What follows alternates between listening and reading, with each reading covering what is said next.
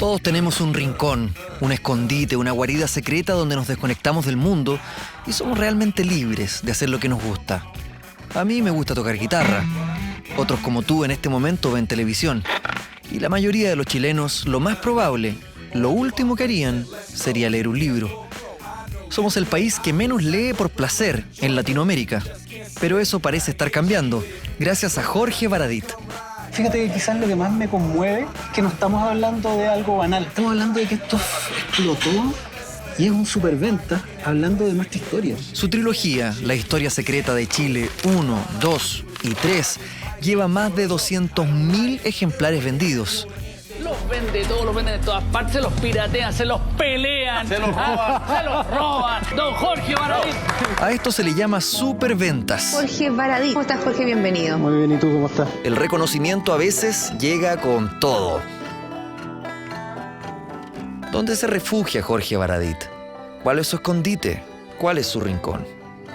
El lugar donde más escribo no es el escritorio. Es donde, por ejemplo, escribiste La historia secreta de Chile. Su habitación es como una ruca, su rincón favorito.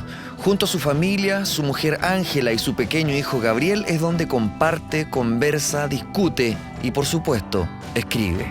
Entonces soy medio de mi casa.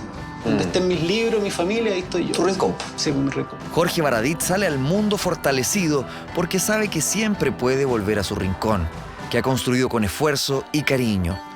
Su casa, su taller y, por supuesto, su punto de vista. Cada vez más lleno de gente haciendo deporte, corriendo, aprovechando incluso los días de semana. ¿Te gusta ese tipo de actividades? ¿Te gusta salir? No. En el rincón que tú conoces, estuve anoche hasta muy tarde. En mi reloj dieron las 12 y no llegaste, y no llegaste. Y aquí en mi pecho hay una duda que me destroza el corazón. Te olvidarías de nuestra cita, pues que lo nuestro terminó. En el rincón que tú conoces. Compañero, ¿cómo estás? Jorge, ¿cómo estás ahí? Hola. Sí. Vengo a conocer tu Adelante. rincón por estos lados. Sí, estaba ordenadito, estuvimos limpiando todo el día. No es normalmente así. No. ¿Cafecito, compadre? Sí. Ya, un tecito te acepto yo. ¿Tecito? Sí.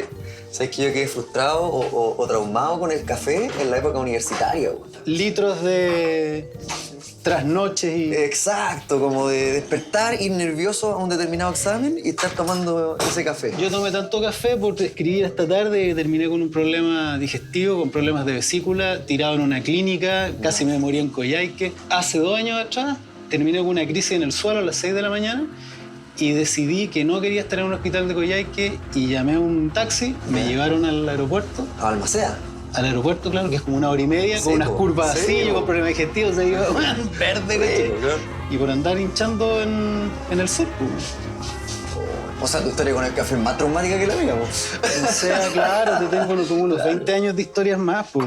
Su taller es el rincón que atesora como el único trabajo que ha tenido en su vida y que hoy lo mantiene con los pies en la tierra.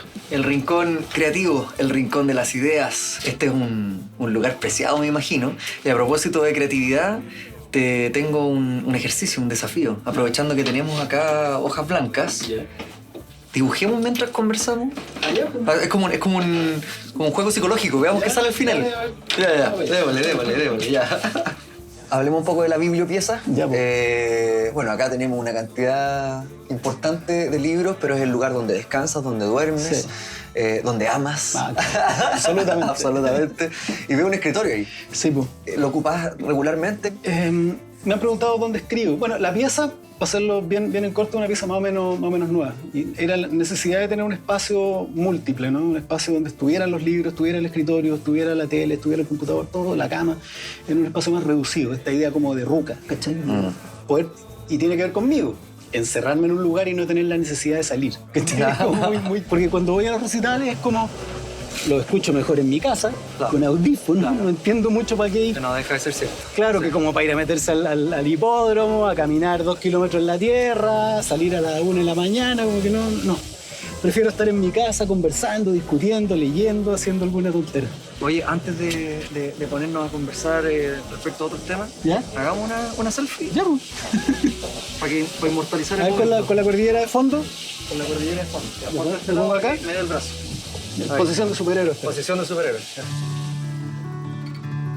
Ahora vemos a un Jorge tranquilo, pausado, ponderado.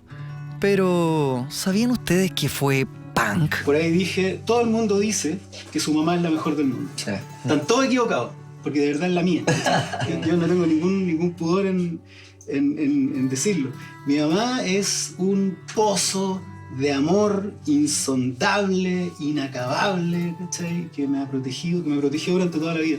Yo me acuerdo que cuando vi La vida es bella, la Sí. película italiana, yo cuando salí me di cuenta que mi mamá había hecho algo parecido. Yo cuando chico pasé por una dictadura, pasé por problemas económicos graves, pasé por la partida de mi papá se fue cuando yo tenía 12 años, por un montón de accidentes de la vida que ahora los miro y fueron terribles. Pero fíjate que mi mamá, no sé por qué, milagro, consiguió escondérmelos, minimizarlos, convertirlos en otra cosa. Y yo todavía me emociono cuando hablo de ella y de esto, porque es un ángel alucinante, ¿cachai? Es un sillón, un osito de peluche, es todo. Una feliz infancia blindada por el atento cariño de su madre, en un Valparaíso difícil que era testigo de sus primeros pasos devorando libros. Ese mismo puerto que lo deja ir cuando recién se titulaba de diseñador, arribando a un Santiago ajeno, eso sí, que escondía para más adelante éxito y reconocimiento. Tu padre partió a temprana edad tuya, digamos, Sí. a los 12 años tuyos. Sí. ¿Qué fue lo que pasó con tu papá y qué recuerdas de ese momento también? Mira, el problema se suscitó por la crisis del año 82. ¿No? Nosotros éramos una familia donde el proveedor era mi papá. Mi papá es una persona que trabajó en Valparaíso de vendedor, trabajó en un taxi, él fue chofer en la Católica de Valparaíso, chofer del vicerrector. Y en un momento la familia se inclinó, a partir de los talentos de mi mamá, en el comercio. Y empezamos a tener un puestito, después tuvimos un local, después hubo 2 locales, después mi mamá compró 2 taxis y empezó a crecer y empezó a crecer también la deuda y llegó la crisis del 82 y se fue todo el soberano carajo, cuando en un lapso de, creo yo, 2 días el dólar subió al doble. Sí. Y Chile se derrumbó. Mi papá el año 82 tuvo que salir del país a buscar pega afuera. Le ofrecieron pega en Italia, de ilegal. Vino cuando yo tenía 16 años y me acuerdo que salimos a pasear. Y mi papá es una persona sencilla, es una persona muy trabajadora y es sencillo. Entonces me preguntó, ¿y qué estáis haciendo? Yo le dije, bueno, ahora estoy preocupado de entender a Jorge Luis Borges. Ok. ¿Y qué otra cosa haces ahora? Bueno, ¿qué quieres estudiar? ¿Quiero estudiar antropología o quiero estudiar filosofía? En realidad, cualquier cosa, o arquitectura, le dije, porque me interesa la comprensión de los grandes espacios, me interesa la comprensión de los grandes fenómenos sociales, y le empezó a hablar de política. Silencio. Nos sentamos en un bar y me dice, pide un trago y me dice, ¿qué vas a tomar tú? Yo no tomo. Ah. ¿Y qué música te gusta? Y le nombro unas bandas extrañísimas. O sea, bueno, desencuentro absoluto. Claro. Y fue bien dramático para mí. Porque yo no fui capaz de tender puentes hacia él. Igual tenía 16 años, ¿cachai? Y él tampoco pudo.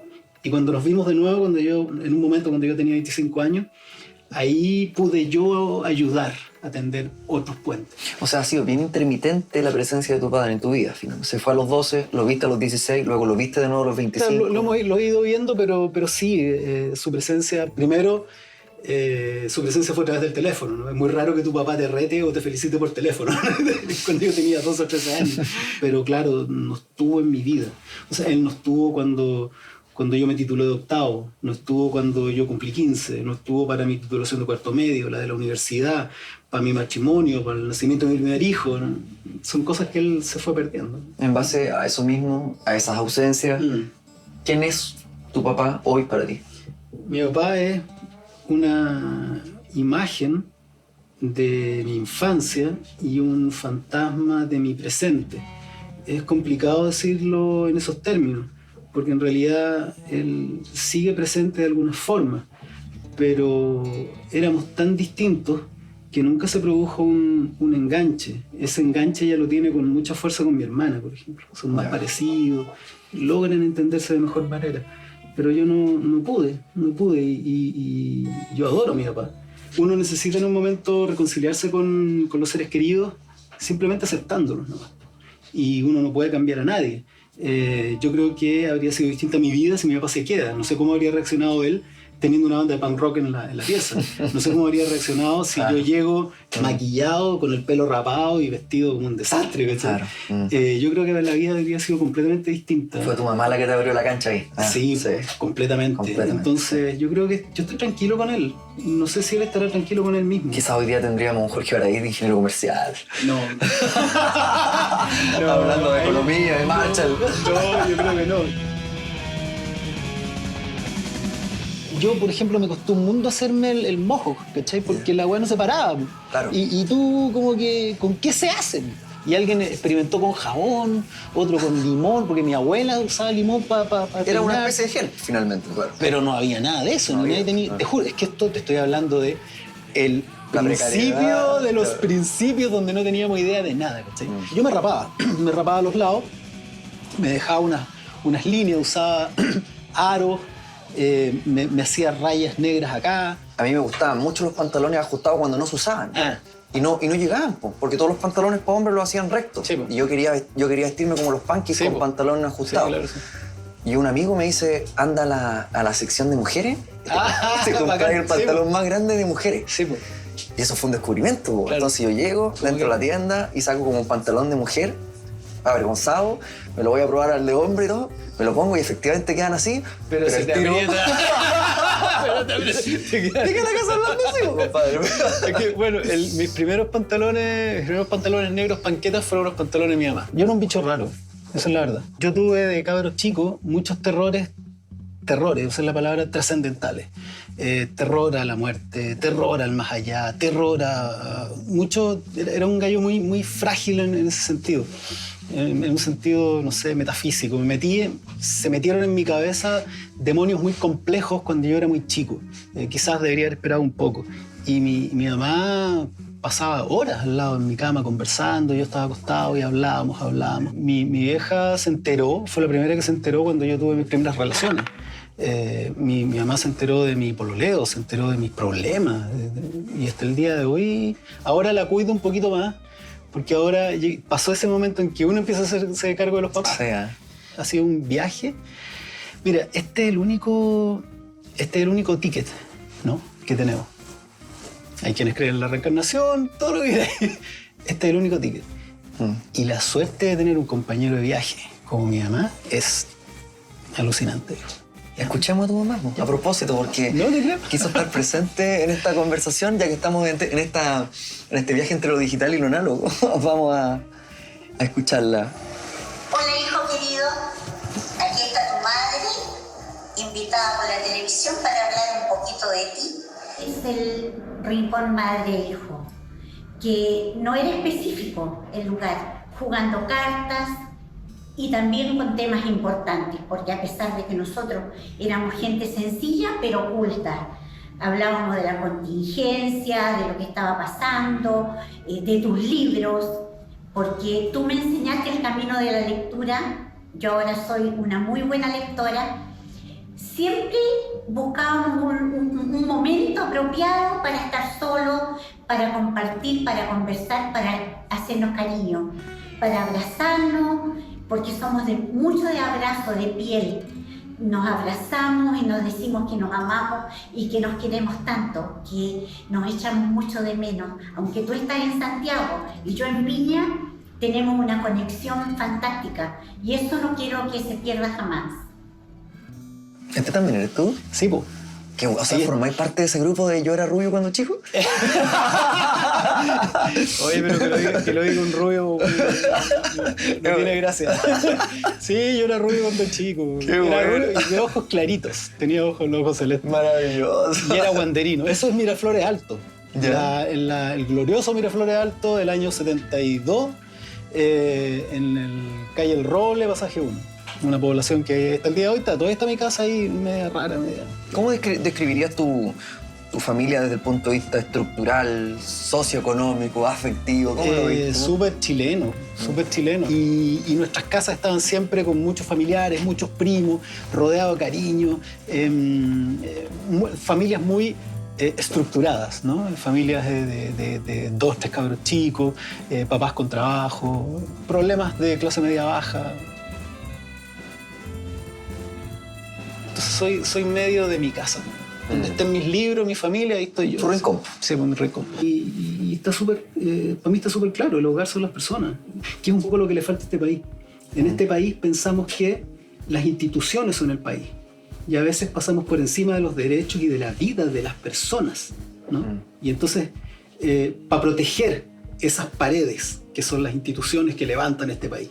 Y no, po, si un país son las personas, no podéis ponerlas por encima de nada. Y en una familia, las personas son el hogar, no las cosas.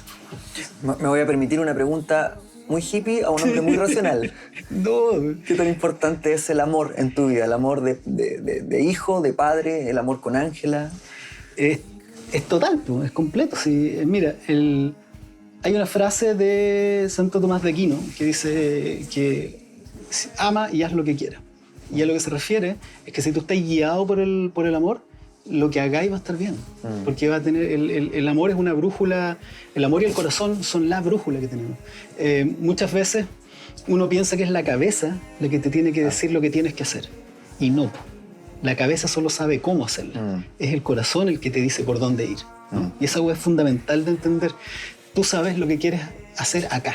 La cabeza te sirve para el cómo solamente. Entonces, ahora, lo de racional yo lo pondría en duda. Yo creo que mis amigos más cercanos te dirían no. No es tanto.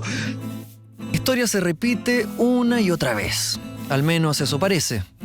Y quizás la historia de Chile también podría ser la historia de Baradit, quien parece haber aprendido de la historia del país lo que se necesita para ser feliz con la propia. Sus novelas no tratan de vampiros fluorescentes, sino que hablan de nosotros, de nuestra historia y de quiénes somos. Este es otro de tus rincones, un lugar de tranquilidad también. El Café La Siembra, acá en Ñuñoa, que tiene un ambiente bien chilote por momentos. Me gustó. En Pedro Torres, La Siembra. Sí, vengo para acá con mi computador, vengo para acá, mi mujer viene para acá a trabajar. Es un lugar tranquilo, es un patio, es un pedazo de la casa fuera de la casa, así que como el descueve. En estas circunstancias muy raras. Es una ampliación. Sí, claro. Sí, es muy raro estar acá en estas circunstancias, pero es muy bonito, súper bueno. Oye, bueno, junto con agradecerte que nos estés mostrando todo tu espacio, hablemos de ese espacio de la adolescencia, todo lo que significa el adolecer en épocas también de dictadura, donde me imagino todas las pulsiones de un adolescente están más controladas, más limitadas. Es que justamente es la época, imagínate, se supone que tú querías explotar, ¿no? Que la libido te sale por las orejas, la testosterona, y querías explotar emocionalmente, intelectualmente, sexualmente, y hay una dictadura. ¿Sí?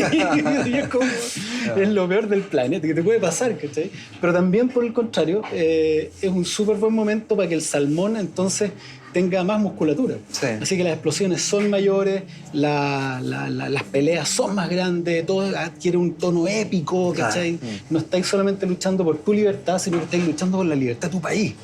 No estáis buscando expresarte de manera correcta, sino estáis buscando libertad de expresión en todo sentido. En ese momento no podíais hablar en los paraderos, había música que no podíais escuchar, habían cosas que no podíais decir, habían películas que no podíais ver. No sé, pues eso duró harto. Me acuerdo de, incluso en Democracia, que no dejaron entrar a Iron Maiden, ¿no? Sí, por satánico. Que fue mi tragedia de juventud. Y claro, entonces sí, pues la única salida ahí es, como te decía, armar una banda de punk rock, pues, y protestar. nos estamos acostumbrando a las sorpresas. Tengo otro mensaje de Gerardo que también... La guitarra de Trato Bestial. Sí, antes de mostrarte el mensaje, expliquemos en breve quién es Gerardo, qué significa para ti. Gerardo Mejía lo conocí cuando era de este porte, en primero medio. Él es de Miraflores Alto, Viña. Es una persona más o menos de mi misma extracción social. Somos clase media baja, incluso yo diría, éramos gente pobre. Hoy día seríamos gente pobre. Mateito, que va a un colegio de excelencia por sus méritos y que sus abuelos también eran mineros, muy en mi mismo nivel. Gerardo es mi hermano. Hola Jorge, amigo mío, hermano de ruta. Quiero mandarte un afectuoso saludo, un abrazo de corazón y felicitarte por todos los éxitos que estás teniendo ahora, que a todos los que te conocen y te quieren nos pone muy contentos y orgullosos. Recuerdo esos días a finales de los 80 cuando se te puso entre ceja y ceja que había que tener una banda de hardcore punk. Y partiste con Rodrigo a convencerme de que era la mejor idea del mundo. Y yo decía, ¿cómo si no teníamos ni un peso, no teníamos instrumentos, un lugar donde ensayar y de música sabíamos bien poquito?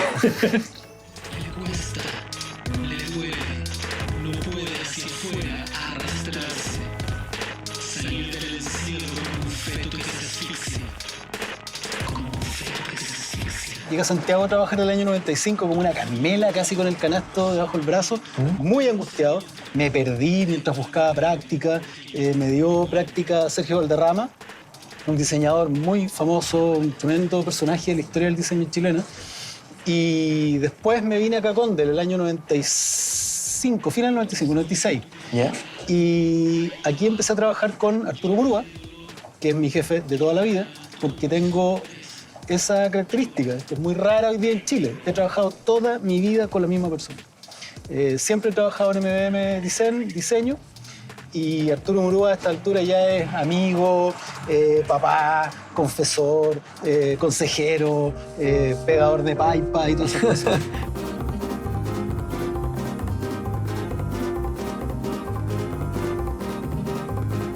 Yo tengo rollo con el mundo interior, entonces si hay libros para leer, si hay dibujos que hacer, si hay conversaciones que tener, ¿para qué voy a andar afuera corriendo detrás de los conejos? Es como ya un defecto. A veces somos algo autoflagelantes, hablamos de este país y el apellido que queráis ponerle. ¿Te sientes cómodo como chileno? Súper cómodo. Vivimos encima, mira, fundamos un país arriba de la grieta geológica más activa del planeta. Claro. Dormimos al lado de 90 volcanes activos. Tenemos el océano más grande al lado. Y que tranquilo nos baña nada. Y nada que tranquilo nos baña. Es un país, es el último país del planeta, se podría decir, ¿no? El más austral del mundo.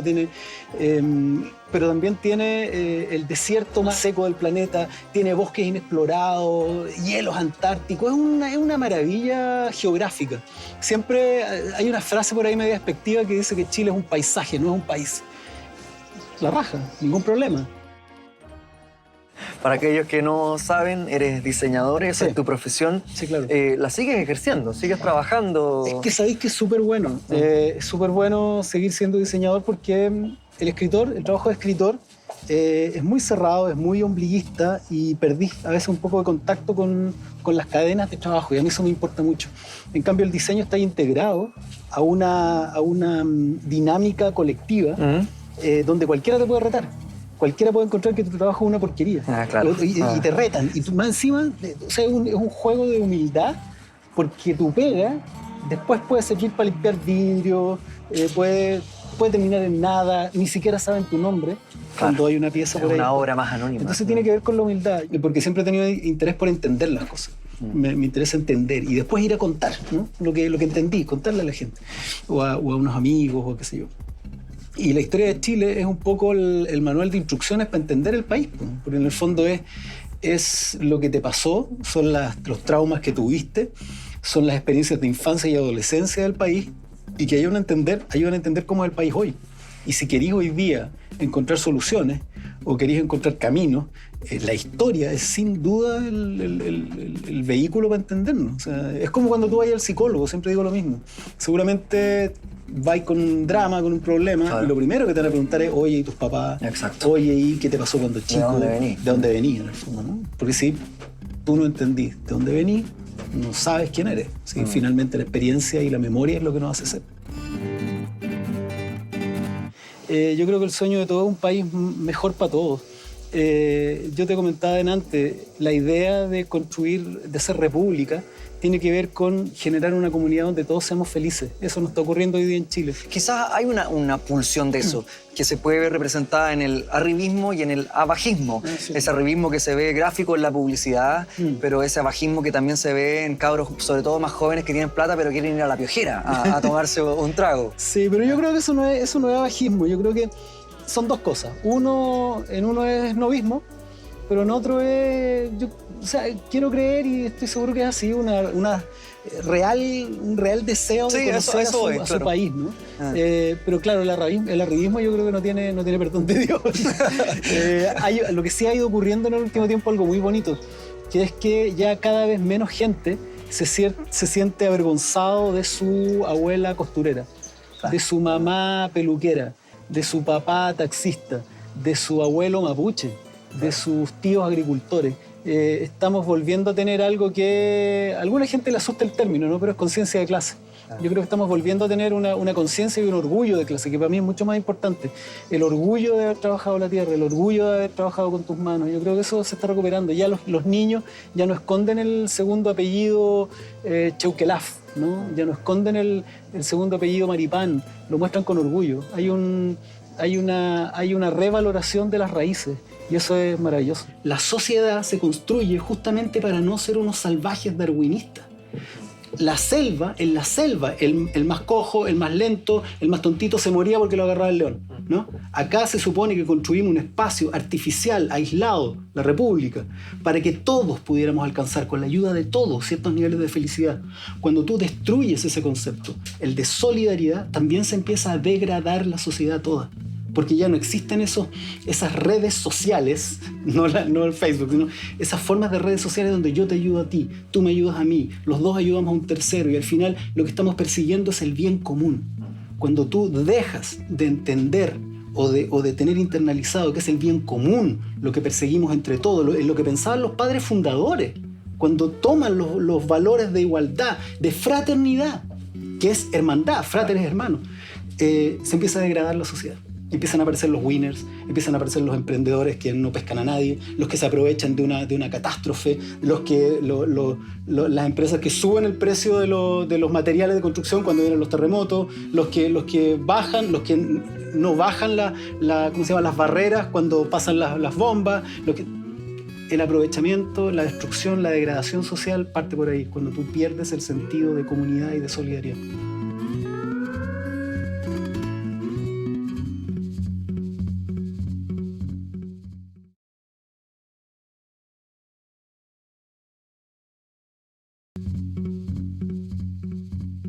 ¿Cómo funciona Siempre me ha interesado imaginarme a un escritor en el proceso creativo. ¿Tiene el romanticismo de escribir en la servilleta? Sí, ¿O es más bien coloquial? ¿Cómo es? Es que también depende de cada escritor. Hay tantos métodos, tantas dinámicas como escritores. Hay algunos que son muy ordenados, otros que son muy desordenados. En mi caso, yo estoy siempre tomando nota, ¿no? Hay imágenes que me atacan, hay conclusiones que saco, como cualquiera. Por mi cultura. Disculpa que te interrumpa, si estamos en una conversa, si estás en un lugar, hay algo que te llama la atención y recurres a una libretita o al teléfono y anotas esa idea que puede ser una frase, cualquier cosa, claro. Más imágenes que frases. Yo la escritura la hago mientras escribo, pero las imágenes son una cuestión que me ataca en cualquier momento.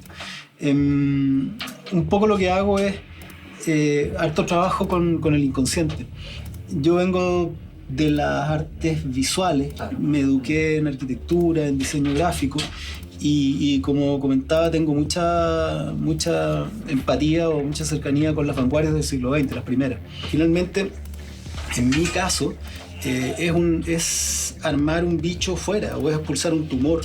pero después darle vida. Hay algo de ocultista en esto también, como medio golem, en crear un ser vivo. Eso, así veo por lo menos yo el proceso creativo de mis novelas de ficción, ¿no? Que terminan siendo unos animales bien raros, bien rizomáticos también, muy dementes, muy demenciales. Han salido nuevas clasificaciones, estereotipos, a mí no me gustan mucho, pero si tenemos que aterrizarlo en algún lado, ¿quién vendría a ser este denominado facho pobre? Chuta. A ver, el fascismo es una cuestión que está muy enraizada en el corazón de los chilenos por todo lo que hemos hablado. Militarismo, autoritarismo, toda esta jerarquía, esto es muy potente, está en el corazón. Entonces también hay progrefacho, que es un término que todavía no agarra fuerza, pero yo lo quiero instaurar. El progrefacho que... Un ejemplo, a ver. O sea, el exceso normativismo que hay hoy día. Oye, sí, ojo con decir mi mujer. Claro. Porque ¿acaso te la compraste? ¿Es de tu propiedad? O sea, ese como... Claro. Ese excesivo moralismo, es una especie de segunda, de forma de conservadurismo también, ¿no? Y que es bien asfixiante. Sí. Está lleno de policías en las redes sociales en ese sentido. Más feministas que las feministas, más de izquierda que los de izquierda. Son formas de autoritarismo velados, bien fregados. De hecho, lo estaba hablando con un amigo que se siente injusto que mucho tiempo se peleó por tener esa voz, por tener ese micrófono, y cuando se termina siendo el enemigo, hablando en los mismos tonos, claro, lo que con pasa el mismo es que espíritu. Yo entiendo para dónde va y es positivo. Todo esto es positivo. En Chile ya no necesitamos a lo mejor pelear por el litro de leche, del medio litro de leche para un niño. En Chile ya a lo mejor no están los niveles de hambre, ¿no? Y de raquitismo incluso en la infancia que habían hace 45, 50 años, 60 años atrás. Entonces estamos discutiendo otras cosas y es súper positivo que estemos discutiendo sobre libertades civiles. Hay una historia que alguien me contó que es descorazonadora. Un papá, administrador de un fondo, se encontró con un inquilino antes del 70 con una bandera roja, antes de la elección de Allende. Y estaba con una bandera roja. Y el administrador lo mira y le dice, ¡bota esa weá! Y el inquilino la botó. Y ahí el gallo dijo, están cagados. Claro. Hay una... Gané el partido antes de jugarlo. Claro, ¿te fijas? Entonces hay un temor, pero eso no es... Sería injusto también acusar, porque si te fijas, hoy día, por ejemplo, uno de los problemas que tiene la gente para manifestarse es que tiene que pasar por encima de sus derechos. ¿En qué sentido? Mi papá está en Italia. Mi papá se puede manifestar contra su jefe porque el jefe no le paga la salud, el jefe no le paga la educación de su hijo, el jefe no le va a pagar su pensión. Pero acá en Chile, tu pensión, tu salud, la educación de tu hijo depende del empleador. Entonces el compadre corta una sola cuerda y te vaya al carajo. En 2 meses en Chile eres pobre. Está ahí bajo el nivel de pobreza, viviendo una tragedia de la que es muy difícil levantarse. Entonces, estamos bien amarraditos también, ¿no? Históricamente muy amarrados, históricamente con muchos cortapisas. No es fácil la cuestión. Entonces yo no levantaría el dedo para acusar a alguien de facho pobre. Lo que sí me molesta mucho el arribismo, me molesta mucho la negación de los orígenes. No sentirse orgulloso de tu abuelo minero es un asco. Eres un asco como persona si escondís que tu mamá era lavandera. No es solamente conciencia de clase en términos ideológicos, es pura humanidad, ¿no? De respeto por tu origen. No es solamente negar la historia. No, claro que no. Es lo que tú eres. Exacto.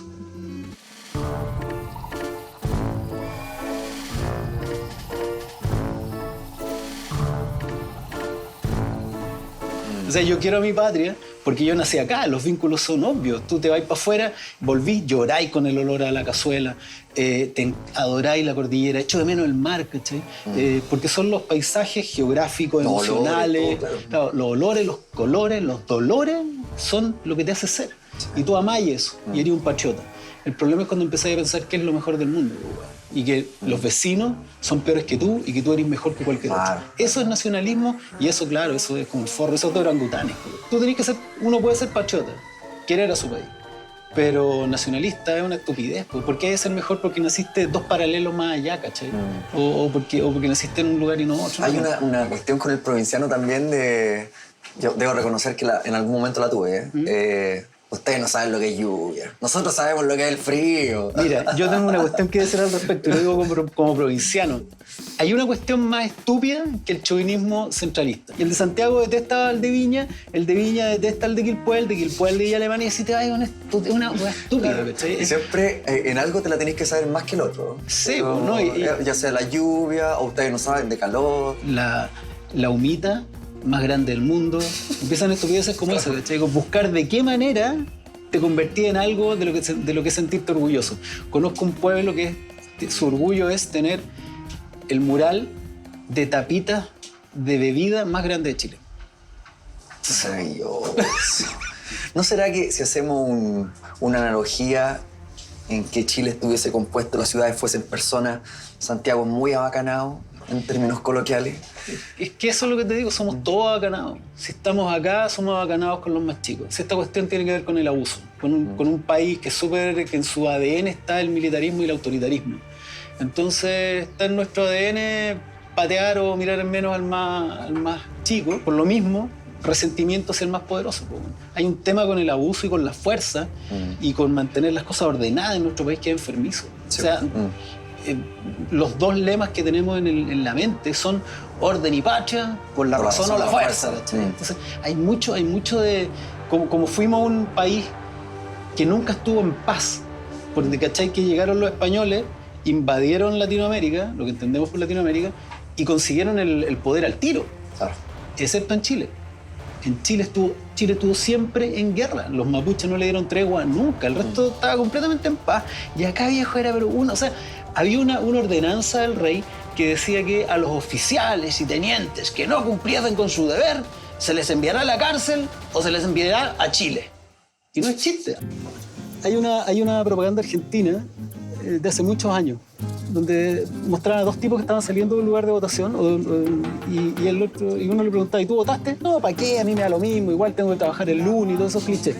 Y aparece San Martín y se le tira desde el caballo y le saca la cresta, le saca la mugre y se para y se va enojado. Y la leyenda dice, hubo gente que murió para que tú pudieras votar. No, güey. Y en el fondo es eso. Han habido luchas sociales tremendas. Este país está regado con la sangre de trabajadores, obreros, mujeres que pelearon para tener participación en las decisiones.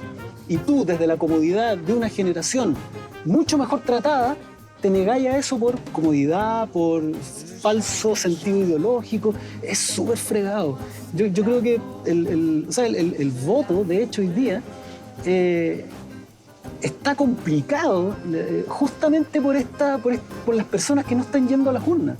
Hoy día pocos están eligiendo por todos. Y tú viste lo que pasó en el Brexit, tú viste lo que pasó con Trump, tú viste lo que pasó en Colombia, ahora con Rajoy, ¿te fijáis? Entonces, más que el hecho de no participar está enrareciendo la única herramienta que tenemos como ciudadanos para tomar decisiones. A mí me preocupa eso. A mí me gustaría que todos pudiéramos votar, no porque valide o no valide el sistema, sino que porque es la forma para sacar adelante tu propia voz y la de los tuyos. No sé. Más allá de los nombres puntuales, ¿cuál es tu sistema político, social, ideal?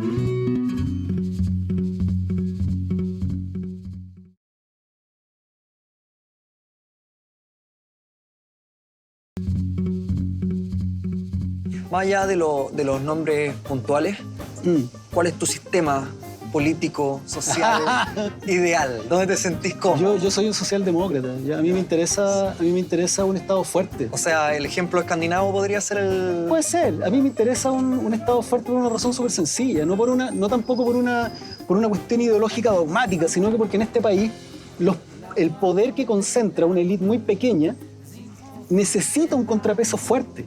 Porque, ¿qué tenemos los ciudadanos comunes en Chile para contraponernos a ese grupo tan potente? Solamente el Estado, solamente el poder político.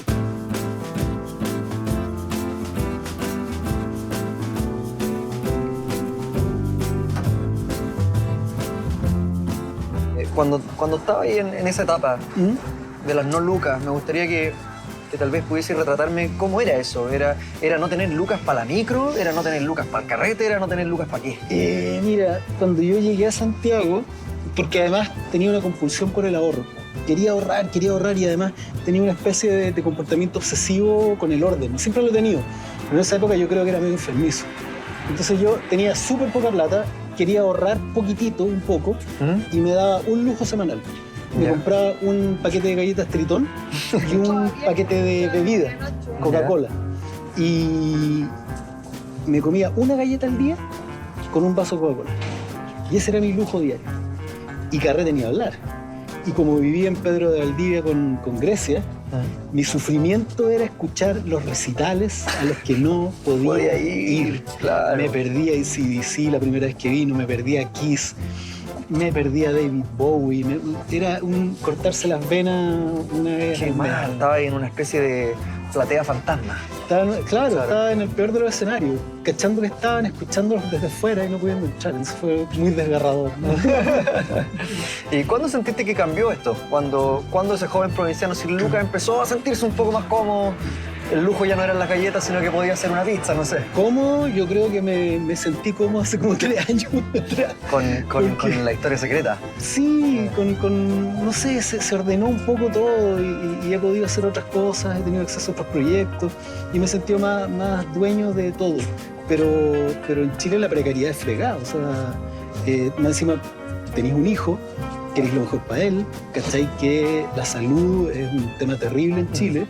Que la educación es un tema terrible también. Entonces, en realidad yo creo que nadie se siente realmente tranquilo. ¿En algún momento sentiste temor, Jorge, de no tener las lucas para parar la olla, para poder alimentar a tu hijo? No tanto, en esa época yo estaba más, cuando tuvimos a Gabriel ya estaba más parado. Más parado, pero sí, por ejemplo, pudimos darle un buen nacimiento porque me gané un premio literario en España. O sea, el premio UPC que gané de la Universidad de Cataluña lo recibí y se lo entregué a una clínica, ¿cachai? Que como muy pituca para que Gabriel tuviera el mejor nido, ¿cachai? Y fue bueno porque allá descubrieron que había un pequeño problemita en la placenta, en el saco amniótico y que se pudo solucionar, pero porque tenían tecnología de punta, ¿cachai? Entonces al final... ¿Qué momento sentiste que este joven interesado por cosas de la historia finalmente se toma esto más en serio? Se transforma en un escritor, se transforma en un historiador también. Bueno, yo soy escritor y sin formación académica. Me puse a escribir tarde, como a los 32, 33 años. Publiqué mi primera novela a los 35 y todavía me siento muy raro, me siento muy fuera del mundo, para variar. Outsider. Un paria. Claro, un paria en el mundo de la literatura. No manejo el mismo lenguaje, tengo algunos reparos, no sé moverme tampoco en ese mundo. Tengo amigos, pero no soy tan de eso. ¿Tienes algunos amigos en el mundo de la literatura? Hay uno que es mi coterráneo y aprovecho a agradecerle unas muy bonitas vacaciones junto a Logia, junto a su libro, que Francisco Ortega, sí, Pancho Ortega, sí. Que también, de alguna manera virtual, está en nuestro rincón. Juntos, como el programa de radio Desde el Fin del Mundo, que empezamos a hacer en su casa, y lo terminamos haciendo en la radio que leo, y que de alguna manera fue el lugar donde nacieron un montón de cosas, desde la novela Logia de mi autoría, la colección de ensayos de Historia Secreta de Chile de Jorge, hasta el programa que hizo el año pasado con Chilevisión, Chile Secreto. Fue una especie de crisol de obsesiones, pero también en nuestra pichanga semanal. Nosotros somos nerds, no nos juntamos a jugar fútbol como el resto de la gente, normal. Nos juntamos a jugar nuestra pelota, nuestra pichanga era hablar de historia en un podcast para todo el mundo. Y de los libros hay de todo. Acá solamente, yo te diría que acá hay formas del ocultismo, sí, claro, de los símbolos, mitos, mitología, Joseph Campbell, que se dio estados alterados de conciencia, arriba está Borges en particular, poetas como Artaud, poetas bien dramáticos de las vanguardias, arte, cine, psicología profunda, Acá es todo oriental. Sí, orientalismo, Segunda Guerra Mundial, que me interesa mucho, golpe militar, libros de historia, arriba sci-fi con mis libros, cómics, películas. Hay una mezcolanza bien yo no, siempre digo, no es heterogéneo, esto es promiscuo. O sea, es que yo no tuve una formación académica, entonces me fui chocando con todos estos materiales. Volviendo a las mismas palabras que hemos usado, es una lectura bien instintiva también. Absolutamente, sí. Mi formación es caótica. O sea, si alguien piensa en el ser como algo que uno levanta, ¿no? Como decía Miguel Serrano, uno se viene a construir un alma a este mundo. Mi alma es una torre armada con alambre, madera, con alambrito, clavos de distinto tipo. Es una torre amorfa, muy rara. Es la parrilla de Homero Simpson. Sí, una construcción, yo diría, como rizomática, amorfa. Sí, pues acá en esta pieza escribí Historia Secreta, escribí también 5, Calfucura. El lugar donde más escribo no es el escritorio, es en la cama. Es un superventa, La Historia Secreta de Chile. Sí. ¿Quién es el fanático del libro, conocido, mediático, que más te ha llamado la atención? Que te ha dicho, oye, me gusta La Historia Secreta de Chile. Y tú dices, ¿qué? ¿A ti? ¿Sabés que no lo había pensado? Porque me han llegado como este libro ha sido tan transversal que, no sé, pues, de repente escribe la Mónica Rincón y dice, oye, me encanta tu libro, o la Katy Cobalesco, gente que uno conoce. Mira, ¿sabés qué es lo más raro? Empezar a conocer a personas que para mí eran gente de la tele, o gente famosa, y que de pronto te habla, ¿cachai? O entrar en contacto con ellos, eso es lo más divertido. Yo creo que nadie en particular, yo creo que es raro que tantas personas, eso. Hace unos años atrás, el hombre del año en Time fueron los movimientos sociales. Claro. Para el héroe pobre sería como decir que no hay un lector, sino el fenómeno. La cantidad de lectores de Historia Secreta de Chile, el interés que ha despertado por nuestra historia, esta publicación, es lo que más me sorprende. Haber tenido, entre comillas, éxito con algo tan caro para todos nosotros, que es nuestra identidad, nuestra historia, es algo que me tiene agradecido, pero también orgulloso dentro de lo que me compete. Yo creo que ser bestseller en Chile es como ser bestseller en cualquier cosa nomás. O sea, Chile es un país tan militarista, tan militarizado, que si tú sacáis la cabeza recibís un palo. Ahí está ese dicho japonés que se aplica mucho en Chile. El clavo que saca la cabeza recibe el martillazo.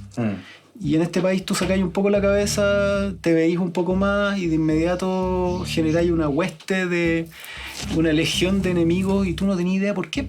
Y al final me doy cuenta que una de las cuestiones que yo valoro tiene que ver con eso. A mí no me importa si alguien es más o menos talentoso, a mí me interesa estar cerca de buenas personas. Gente buena. Sí, al final eso es lo único que importa. Me imagino que eres de pocos amigos también. Pocos amigos. Sí, pocos amigos. Son hartos conocidos, pero el núcleo central son pocos amigos. Y en general es gente quita de bulla. Porque básicamente yo soy un nerd con moicano, ¿cachai? Yo vivo tranquilo, tengo poca ropa, tengo el mismo auto hace 10 años. No, a alguien le decía que ya estoy viejo para volverme loco con estas cuestiones. Si me hubiera pasado a los 25, decía, estaría a lo mejor vuelto loco, pero tengo 48. ¿Sabes que no creo tampoco? No sé, puede ser. Yo creo que cuando uno tiene los huevos puestos en otras canastas no debiese volverte loco un fenómeno como este. No, o sea, a los 25 o a los... Claro, es que además pues, si a lo mejor en 2 años más nadie sabe quién soy, pues, ¿cachai? A lo mejor esta cuestión pasa y como le decía, ¿a dónde meto todo ese ego que levanté, cachai? ¿Dónde me lo meto? Entonces, filo, está todo bien. ¿Cómo se sabe cuándo parar? ¿Cómo no hacer 7 historias secretas y la séptima hasta tú mismo sabéis que ya no es tan buena? O sea, ¿cómo se detiene la pluma ahí? No, es que no tiene que ver con eso, ¿no? Tiene que ver con otra cosa, tiene que ser con aprender a decir que no, porque a ver, ¿qué pasa?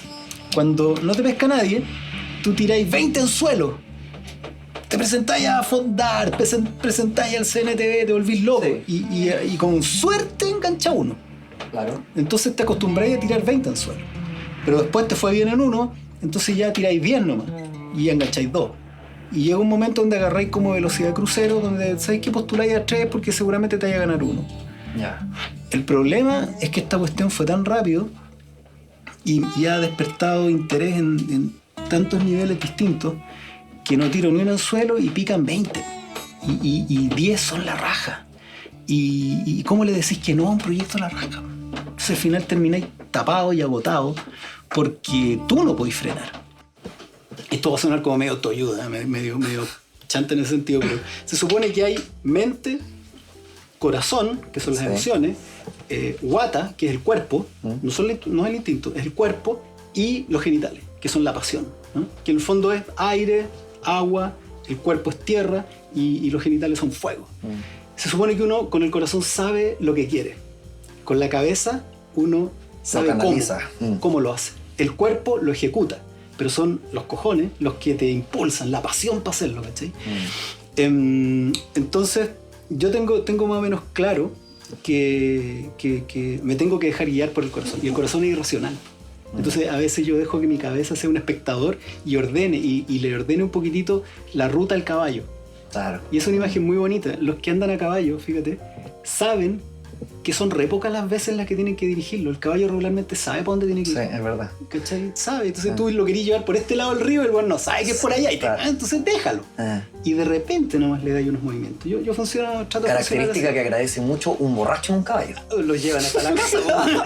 Ese fue el primer Uber. Claro. El primer Uber fue el caballo. La historia más vieja es esa, claro. Que el caballo te lleva a la casa. Entonces, claro, yo tengo la parte irracional, la mantengo muy viva, la utilizo en mi literatura, la utilizo en mis decisiones, la utilizo en mis gustos también. Mis intereses van por el lado del dada, del surrealismo, de la vanguardia, muy de mente.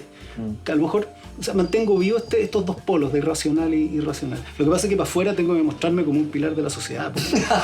Si no sacaba la pega. Si no me llevan preso. Aun cuando la anarquía emana natural en sus libros de historia y ficción, en sus dibujos y poemas, él se define como un ente quitado de bulla que participa en silencio, evitando encandilarse gracias al único trabajo que ha mantenido toda su vida, al amor incondicional de su madre, al amor que tiene hacia su esposa Ángela y su hijo Gabriel. Ahí está el verdadero escondite de Jorge Baradit, quien cree que en la literatura todo finalmente todo esto se trata de jugar. Todo se trata de pasarlo bien, se trata de ser feliz, se trata de ser un niño con ideas terribles, pero responsable, o sea, pagando las cuentas a fin de mes. Pero la posibilidad de seguir siendo niño, de seguir imaginando cuestiones descabelladas, es un lujo tremendo, y eso a mí por lo menos me tiene feliz y muy agradecido. ¿Qué dijo el inconsciente? Un bicho raro nomás, no sé, ¿lo muestro? Sí. No sé qué, es un organismo. Esto es una novela. Un celular, un microscópico. Claro, esto es una novela, ¿viste? Aquí están pasando cosas horribles en el interior del ojo derecho de Jean-Philippe. Claro, es una civilización. Severo estigmatismo, además. O sea, es una civilización que creció en tu ojo, no tenía estigmatismo, tenía una invasión extraterrestre.